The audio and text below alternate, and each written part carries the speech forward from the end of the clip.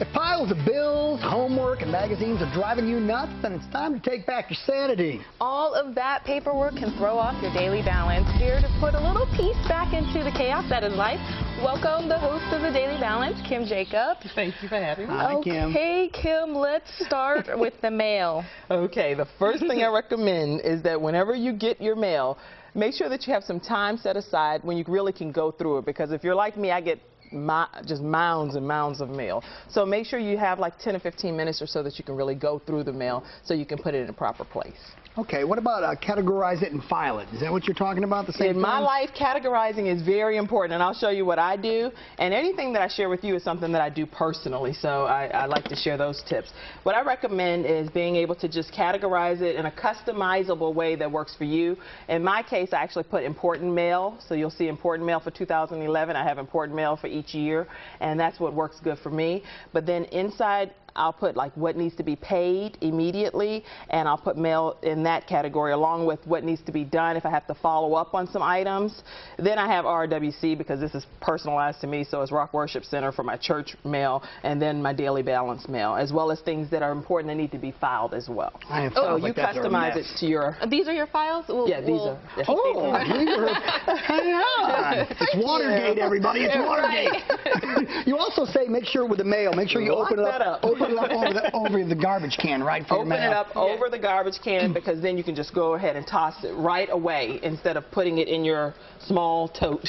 That's very important. And I also brought a variety of other totes. And some ladies like to be very fashionable, so here's a nice tote if you want to have one that's more like a purse. And then some people like to keep their totes in their car, so here's one that you can just put in the car. And then there's one that's just an expandable one. Now, Kim, you talked about everything that you should do. How often should you do these things? Well, what I do it daily, because other than that, we would all be lost in the paperwork. I mean, I literally get so much mail that comes to my house, it's unreal. But if you don't do it daily, maybe weekly or whatever works for you. There's no right or wrong answer in this situation. Do what works best for you. Now, when we're dealing with certain papers, how long should we keep some of them? Now, that varies, and we've had some controversy surrounding that. So what I would say is that you keep them, and it can range from sometimes it's a year, depending upon how important the paperwork is. Sometimes it's 7 years. I have paperwork still from college in some capacities because it's very important documents and wills and different things like that you need to keep long term. And you can see right there on the screen there's stuff from Consumer Reports, some of the documents you should keep, Yes. when you should toss them, how long to keep them. So that's a good reference Wide point. variety, right there. but your bank statements, you obviously have to keep them for at least a year, and depending upon how you're going to be dealing with your tax returns, then you may need those documents as well at the end of the year. So, Okay, Kim, what about paying bills? with paying your bills, I think that you should pay your bills as quickly as you can. Some people can pay them based on their financial situation right away. Other people have to wait for a little while. So you just pay them, but make sure you pay them before the due date. And I recommend that you pay them as, like, even if you can electronically is also another good option. Anytime you do an auto pay bill set up, it makes it less paperwork for you, and that's easier. That works better for me, because sometimes you do genuinely forget. My daughter's 7, the homework's starting to come in. How do you organize the kids' homework? Because there's papers all over the place already. Now, we did not have room on this table for my family, but what I do is I actually have 5 children, so I'm just going to point over here.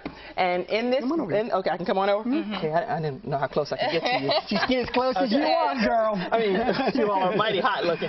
So what I actually do is I have a container for each child. In this case, it's Jeremiah's important school papers for 2011. And so, I mean, literally, it's no organizational strategy. I just dump a lot of his paperwork down there. If it's something like this is his weekly homework assignments, so I go ahead and put all of those in so that on Friday we pull that folder out and submit it to the teacher. And then all of his field trip reports, anything that I need to sign, Identikit is in here, anything that's important for my family regarding that particular child and schoolwork is in that crate, and I have 5 of them in my office. You're so organized. You're so organized. And you say mark the calendar for special dates.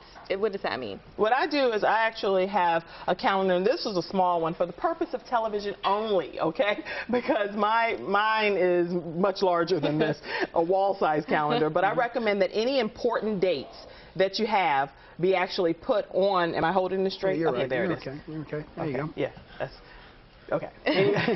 Any important dates that's going on in your family should be placed right on the master calendar so that nothing slips through the cracks. That's very important. So if you know you have rehearsal or dance, like in Jayla and Jeremiah, they have dance class every Wednesday. I know that, so put it on the calendar so whoever's watching my children can make sure they get them to the proper place. It's a great idea. And finally, the mess that we all get with our magazines. Yes. How do we keep track of these magazines, Now, Kim? the magazines are interesting because you can do it a variety of ways. If you have larger magazines, I recommend one that's more like for the waiting rooms and doctor's offices. You can put them in there. But make sure that they're more current issues and then get rid of some of the older ones unless you want to keep a copy of something. Then cut that particular article out and save that, but it lessens the amount of paperwork that you have. You can alphabetize your magazines, and that's the case in this one. Whatever decorative magazine holder you like, as long as it's inexpensive and it works for you, it's fine with me. All fantastic ideas. Tips, get that paper clutter out of there. Yes. And shred.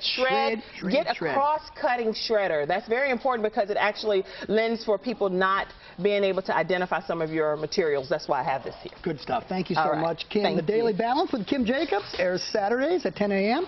WTVI. Check it out. Thank you again. Thank you for having me.